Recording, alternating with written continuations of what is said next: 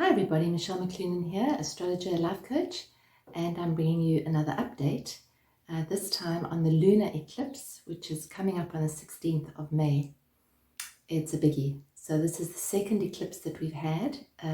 Last one 2 weeks ago, which was a solar eclipse, partial. This one is a total lunar eclipse, and that means it's basically a full moon. So lunar eclipse is a full moon, but a very strong one. Eclipses have much more effect than normal new moons and full moons. They last for a month or even more before and after. So we feel the effects a lot longer. So this eclipse, as I said, is in Scorpio, which means that it's opposite the sun in Taurus. And that's not all. So it's also apparently a super moon, which means that it's bigger and closer, the moon, than before. So it's pretty intense. Lunar eclipses always bring relationships into the spotlight, and also issues around home and family also come into the spotlight at an eclipse, especially a lunar eclipse. Full moon. Full moon is where everything is out in the open. It gets exposed. It's kind of right here, which is why people that are a little bit mentally unstable tend to become more so at full moon, which is confirmed by institutions all over the world. So when you have a full moon, it's basically just the sun and the moon opposite each other. When you have an eclipse, it means that the nodes of the moon are close to either the sun or the moon. This eclipse is a south node lunar eclipse, which is connected to our past. The north node is connected to our future. In Scorpio, it's probably more intense, probably the most intense. There's a huge amount of fixed energy around at this time of the year. There's a lot of earth and a lot of water in this particular alignment. So for me, if I feel into the energy of it, it feels a lot like kind of wading through treacle or mud.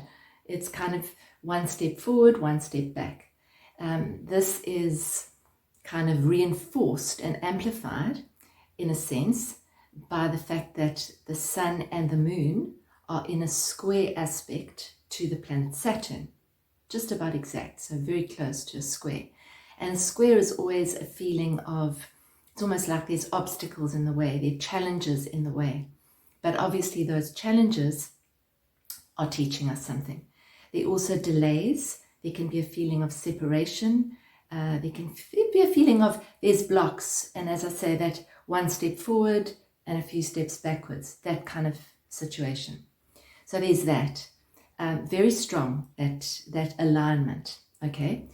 In addition to that, we have Mercury retrograde until the 3rd of June, and Pluto is retrograde as well.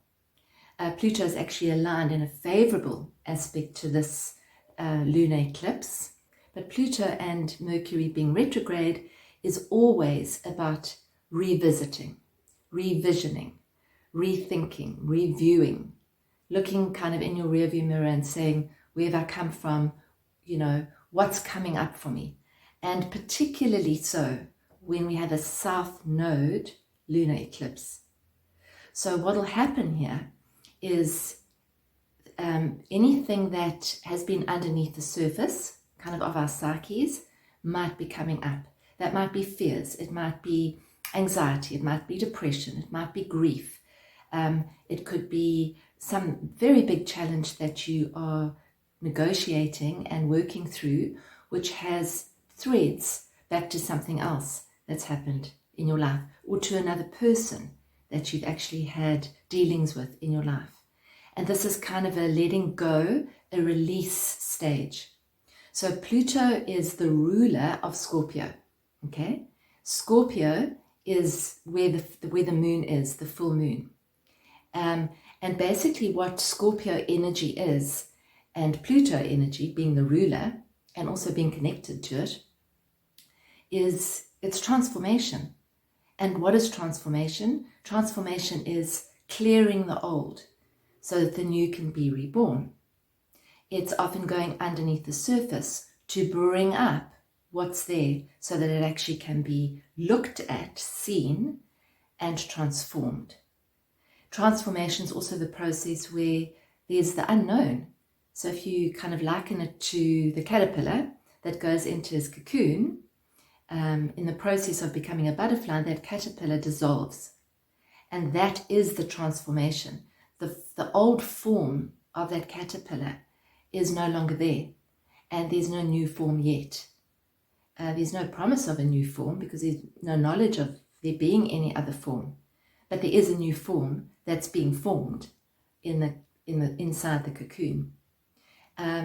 That butterfly or moth can only be born, can only fly if it actually is able to go through that process of transformation and emerge from that cocoon, which can feel like a struggle. And that's very much where we're at the moment, which is in the window between the new moon and the full moon. It's almost like the birth canal. And we have these various times of the year, but this one is particularly strong because of the alignments surrounding it. What's also happening is that this eclipse is actually in an alignment, a favorable, good, flowing alignment with Mars and Neptune, which have come together now in the sign of Pisces.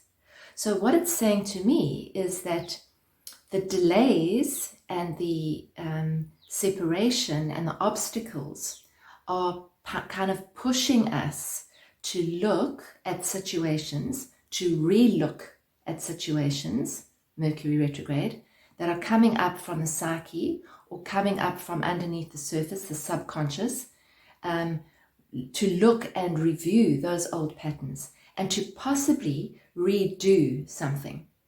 So if you've been looking at something or working on something that hasn't been taking, this full moon lunar eclipse could be a chance to actually look at it very authentically, very honestly, and look at what's important to you. Look at your values. What are our top values now? You know, is your top value adventure? Is your top value expansion?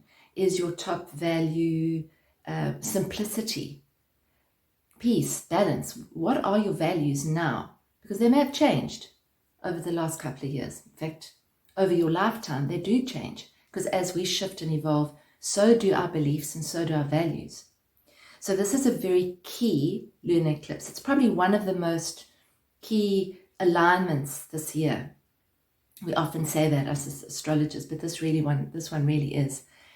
The other thing that's happening at this time is Jupiter has just moved into the sign of Aries, which is basically the start of a new opportunity, growth, expansion cycle. It's a bit of a mixed bag. We've got deep, heavy, intense energy, and we've also got the liberation energy. We've got Jupiter saying, okay, where's your new start? But base your new start on solid ground. Don't base it on illusions. Possibly at this full moon, things might be revealed that you didn't know before. And that might have happened over the last few weeks since the new moon, since the solar eclipse. So what has been revealed and how has that changed the way you look at a situation, the way you see a situation, the way you see your next step? And more importantly than that is, what do you need to let go of to move into this new cycle of Jupiter? So Jupiter at the very beginning degrees of Aries is very powerful because Aries is a cardinal sign. It's the start of a 12-year cycle of expansion. So how do you want to expand? Where in your chart, if you know your chart, is that 0 degrees or 1 degree or 2 degrees of Aries? Where is that saying something needs to be reborn? And in order to be reborn, possibly stuff needs to be let go of so that there can be a renewal process. So this is a time where we might find that our emotions are at a peak. We might find that those deep, overwhelming emotions come up. We need to be steady and stand with them, stay with them, not judge them. Allow them to come up. Allow yourself to feel them so that they can actually move through you. It's energy in motion.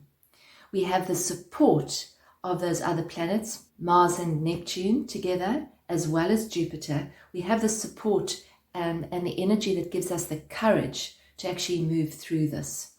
And this is very much about us standing firmly in our truth. That taproot that I talk about very definitely needs to be there. Avoid getting pulled into drama. Whenever there's Scorpio energy around, especially like this, there can be the tendency to get sucked into the drama of a situation or other people's drama. See if you can stay at the center of your own wheel. With Mercury retrograde, just be aware it's in Gemini, which is the sign of communications. So be aware of travel plans which might change, flight bookings which might be cancelled. Be aware of any misunderstandings. Be aware of backing up your data, because at Mercury retrograde, many people find that they lose cell phones, lose their data, can't find communications. Make sure that your communications are very clear. And if you have to repeat yourself while you explain yourself to someone, do that. Just say, I just want to know if you've heard me. And do the same for yourself. Are you hearing yourself? Are you listening to yourself? Our theme, our inner space theme for the month of June is going to be about listening.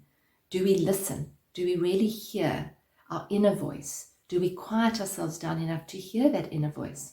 And are we listening to other people? Are we being heard? So that's what we're going to be working with. You're welcome to join us. The link will be in the description box below. Slow down. Connect with the senses. Connect with the sense of smell, touch, taste. Make yourself something delicious to eat, to drink. Snuggle down. This is Taurus. This is going to balance the overwhelm energy and bring us into alignment, bring us into that sense of stability that we're looking for at this point. It's inside. It's a deeply transformative eclipse, this. And you're probably feeling the feelings now. You're probably feeling that sense that something is shifting, but you're not quite sure. It can be a bit uncomfortable. So there's no mistakes here. You're not doing anything wrong. Just know that you're moving through something and you will emerge out the other side. We need to trust the process. Before I came online, I pulled a card out of my favorite deck, the Divine Feminine, which I often pull cards out of just because they're always so accurate. And this card fell out, which is Kali. So Kali is not the easiest card, but these are not the easiest times. So I'm going to read just a little bit from the book, because it's very in keeping with what's happening. Kali is the mother of the universe. And this eclipse, there's a lot of feminine energy around. The intention here is, I release all that doesn't serve me. It's time to be the truth of who I am. I release all that doesn't serve me. It's time to be the truth of who I am. That's very Scorpio. Kali embodies the ultimate wake-up call to get us aligned as soon as possible with what we have come here to do. The Hindu goddess is the most fierce form of the dark, divine feminine. She is that which brings all things to life or to an end. Her name comes from the Sanskrit word meaning the fullness of time. She is the divine protectress and the mother of the universe because she can cut through illusion and grant us the reality our soul came to manifest. Very, very accurate. When your soul selects this card, Kali is as subtle as a sledgehammer. She shows up to strip us of what no longer serves us. That sounds good in theory, but in practice, it can feel as if the ground beneath us has turned to sand, or treacle in my description.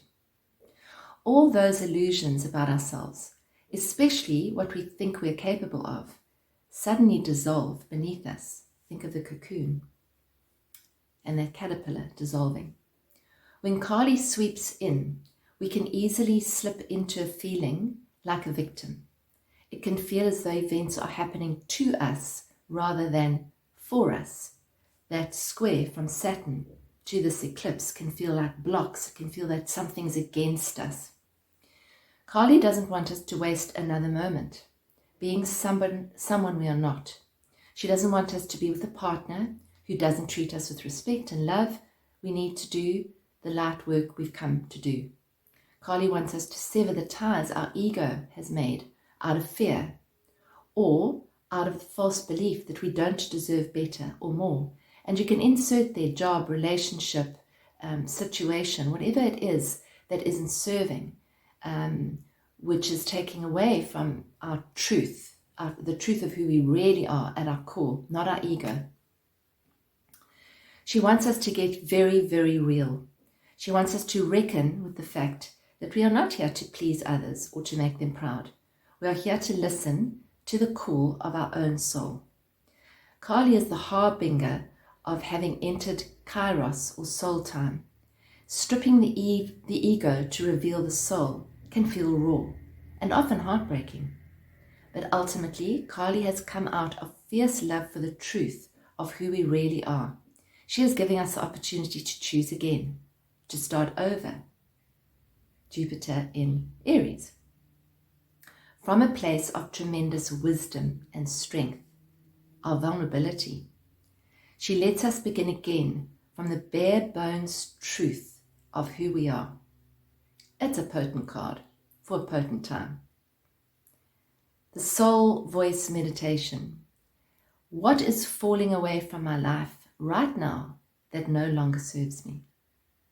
And again, the intention, I release all that doesn't serve me. It's time to be the truth of who I am. So that's pretty powerful, and I think that really sums up the energy of this time. And I'm wishing you all the best. Be kind to yourself. Be kind to others. Soften. Strengthen the taproot. Again, this is about building resilience and strength. That's what it's about. And soul evolution, soul growth, soul expansion as well. John and I are starting another journey to freedom on the 2nd of June, and we'd love you to join us. The first week is the Liberation Week, which is free, and you can join us for absolutely nothing, where we share the Liberation Map with you and some other exciting, really amazing, in-depth teachings and experiences as well in a free week. And then join us for 13 weeks. We take people from where they're stuck and help them to reconnect with the freedom inside them. So please have a look at that and join us for the first free week. There's no obligation at all. And we are also, John and I, doing a retreat at the Buddhist Retreat Center from the 27th of May. You can stay for 2 days or 4. We advise 4 because you go deeper when you stay for longer. It's a beautiful place in Kopo in KwaZulu-Natal. So you're welcome to join us there as well. And then I'm available for readings. I've got a bit of a delay, but if you'd like to see where this is playing out in your chart, let me know. You can send me a message via the website below, or even here on YouTube, or wherever you're watching this. You're welcome to private message me. Take care of yourselves. Be kind. Be calm. Stay at the center of the wheel. You're doing fine.